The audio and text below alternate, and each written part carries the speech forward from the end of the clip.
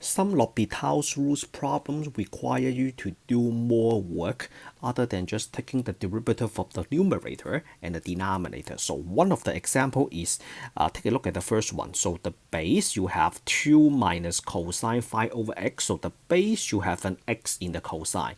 And then they raise the entire base to an exponent, but the exponent has a variable in it. So that one requires you to let y equal to the function first, and then you take the ln on both sides. Another case is the second problem. So this one, you take a look at the function. One of the term has x raised to the x power, but the entire function is not raised to any power. So in this one, you will see that there is a logarithmic differentiation when you take the derivative of x raised to the x power. Alright, so let's start with the first problem. So the first problem, once again, take a look at the function. If the entire function, the base has an x in it, and then the exponent has an x in it, then you have to do the following step. The first step is you let y equals to the function, and then the next step is you have to take y on both sides. So actually this one is incomplete. The entire function is this base raised to the x power. Our biggest enemy is the x power. In order to bring it down, you have to take ln on both sides. So you have to take ln y, and then when you take the ln on the right hand side, you bring the x down, and then ln 2 minus cosine phi divided by x. So cosine phi divided by x. So we just brought the power down, and then you take the limit on both sides. So you have limit on the right hand side, x approaches to infinity. You have an ln y equals to limit as x approaches to infinity. You have x. The x, we are going to bring the x down. We are going to take the x down, and then that becomes 1 over x, and then the ln stays on top. 2 minus cosine phi over x. The reason we bring the x down is because when you plug in the infinity, this is how you get the 0 over 0. So plug in the infinity, you have a cosine 0. So cosine 0 is equals to 1, and then 2 minus 1 is equals to 1. So ln 1 is equals to 0. And then the denominator, 1 over infinity, is 0. So this is a 0 over 0. And then you apply L'Hopital's rule, and then you have limit as x. Oh, you know what? The L'Hopital's rule, I will just put it in here. That makes everything easier to read. So limit as x approaches to infinity. The reason I put it in there is because I am not handling the left hand side of the equal at this point. The derivative of the top, so ln is 1 over the whole thing, and then you do a chain rule for the parentheses. So you have 1 over the whole thing. So 1 over 2 minus cosine phi over x, and then by chain rule, you take the derivative of the parenthesis. The derivative of 2 is equals to 0. The derivative of cosine is negative sign, so minus negative becomes a plus. Sine of phi over x, and then the derivative of phi over x, what is that equal to? That is phi times x to the negative 2, so which is phi divided by x squared, and then the negative sign, we put it right there. So this is multiply a negative term. In case that is not clear, so I'm going to rewrite this one more time. Multiply a negative term, and then the denominator is negative 1 over x squared. Is this still 0 over 0? Before we investigate that, can we cancel some like terms? The answer is yes. We are able to cancel out the minus, the x squared, right? And then this minus the x squared. So they are cancelled. And then the function becomes, so you have equal. We are not applying the L'Hopital's rule because we are only rewriting the function. So why don't we put the 2 minus in the denominator? So we have 2 minus cosine phi over x, and then the top you have a phi times phi, right? Oh no, not phi times phi. That is only a phi, and then sine of phi over x. You cannot multiply those two phi's. And then is this okay if we just plug in? So if we just plug in, we have sine of 0, right? Phi divided by infinity is 0. Sine of 0 is equals to 0. And then the top is just a big 0. And then the bottom, you have a phi divided by infinity, which is a 0, cosine of 0 is equals to 1. So it looks like we can just do the plug-in. All right, so we can just do the plug-in. Okay, so let's plug in. So we have phi times sine of 0. So sine of 0. And then the bottom, we have a 2 minus cosine of 0. Cosine of 0. So sine of 0 is just a big 0, right? And then cosine of 0 is equals to 1. So you have a 2 minus 1. And then 0 divided by 1. Overall, this is equals to 0. All right, so are we done? Should I box that 0? The answer is no, I should not. So look, I did all the work. So we should draw a line right here. So we draw a line like this. I'm going to pull this down. So we have limit as x approaches to infinity. We have ln y equals to 0, right? So on the right hand side, we did all the work to reach to a 0. And then what is the base of, what is the, we have to get the ln out. We have to get the y out of the ln. All right, because we let y equals to this. We let y equals to this. I am asking you to do this limit. Okay, I am not asking you to this. Do you see that this? Take a look at this.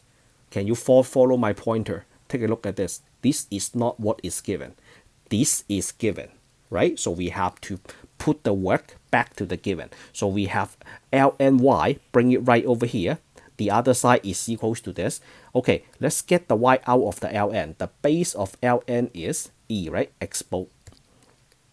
Natural logarithms, natural base. And then to get the y out, so we have to put this back to exponential form, which is e to the 0 equals to y. So we have limit as x approaches to infinity. Y is equals to e to the 0 power, which is equals to 1. So what is y? So do you see that we let y equals to this in the very first line? So that means we have to write this. So we have to write limit as x approaches to infinity. So the y is what is given. 2 minus cosine phi over x to the x power equals to 1. So this is your final answer. That is what is asked at the very beginning. All right, so the answer is the limit is equals to 1.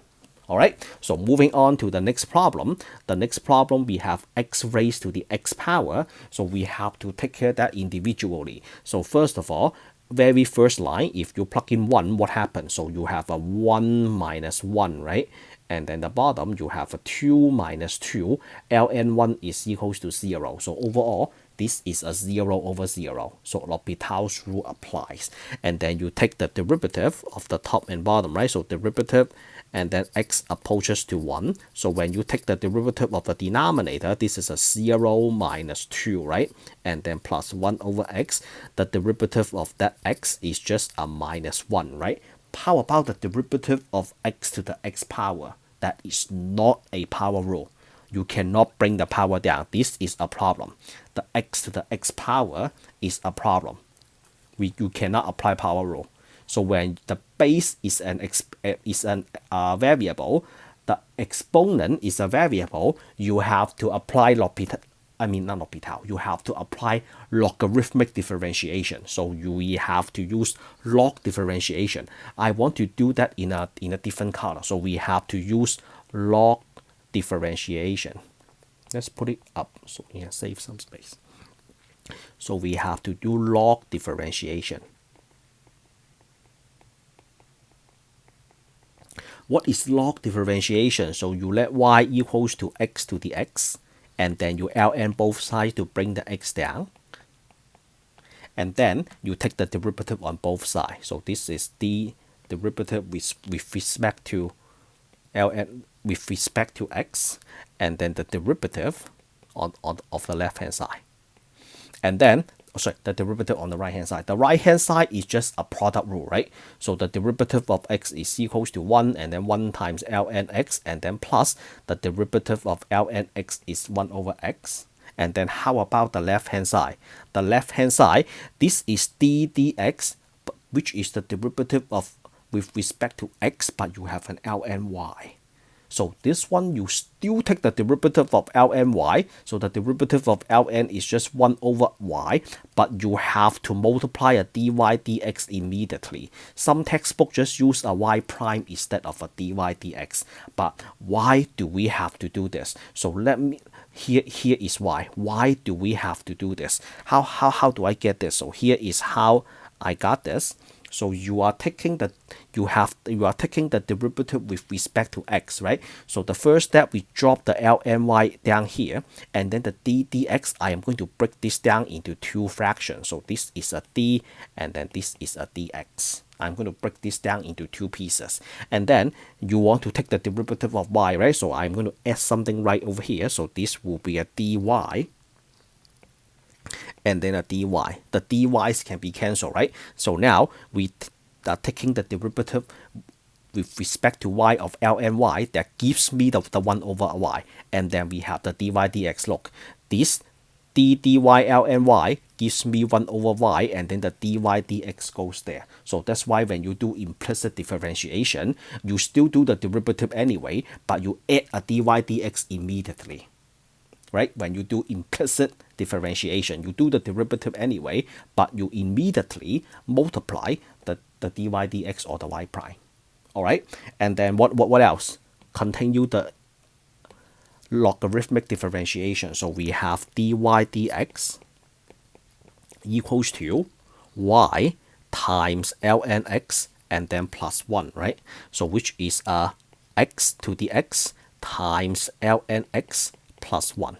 We will be using this, putting this right here, x times x, and then multiply ln x plus 1.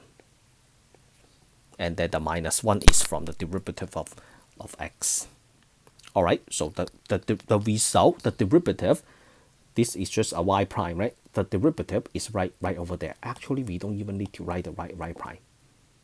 Okay, so now can we plug in one more time? So if you just plug in x equals to 1, what do you get? You have 1 to the first power, and then ln 1 plus 1 minus 1 divided by, what do you have in the bottom? 0 minus 2 plus 1. And then ln 1 is equals to 0, so basically the top is what? The top is ln 1 is 0, is 1 times a 0 plus 1, and then minus 1 divided by negative 1. So the top is a 1 minus 1 divided by negative 1. So 1 minus 1 divided by negative 1. So overall, the limit is equals to 0. And this is the answer to the second limit. Now, let's do one more. Okay, next one, let's use a different color. What color should I use? Let's use blue. So the last limit is limit as x goes to, I want to use n, as n goes to infinity. All right, so this is 1 plus 3 over n raised to the nth power. So the base has an exponent, the base has a variable, the exponent is a variable. So that means we have to let y equal to the function first, and then we ln both sides to bring the exponent down. Right? And then we ln both sides to bring the exponent down. So ln 1 plus 3 over n. And then what is next? Next, we take the derivative on both sides. So we have limit as n approaches to infinity. We have an ln y, and then the limit on the right hand side, n approaches to infinity, not x, n approaches to infinity. So we have ln 1 plus 3 over n, and then I put the n in the denominator for my convenience, because this one, once you plug in an infinity, you have an ln 1 divided by 0. This one is a 0 over 0, so therefore L'Hopital's rule applies, and then you just apply L'Hopital's rule. So limit as n approaches to infinity, and then the 1 over infinity, you bring the negative 1 down, and then negative 2, right? So negative 1 divided by n squared. And then the top ln is always 1 over everything inside the parenthesis, and then you multiply the derivative of the parenthesis by chain rule. So this is a 0. You bring the negative 1 down, so that becomes 3 divided by n squared. All right, and then clean this up. So do we agree that the n squared and the n squared got cancelled? So this minus and the n squared cancels with this minus and the n squared. All right, So what is that equal to? The rewrite. As n approaches to infinity, this one I will put this term back to the denominator, 3 divided by n, and then after the cancellation, looks like we only have a 3 on top, right? We only have a 3 on top. And then can we just do the plug-in? The answer is absolutely yes. So this is a 3, 1 plus 3 divided by infinity, so which is 3 divided by 1 plus 0. So overall, this is equals to 3, and that is not the final answer. So we have ln equals to this, right? So we have ln limit as n approaches to infinity. So bring this right over here. So we have a ln y equals to the result. The result is equals to 3, and then this is the base e changed back to an exponential form. We have limit as n approaches to infinity. We have y equals to e to the third power. And what is y equal to? You just let y equals to this at the very beginning.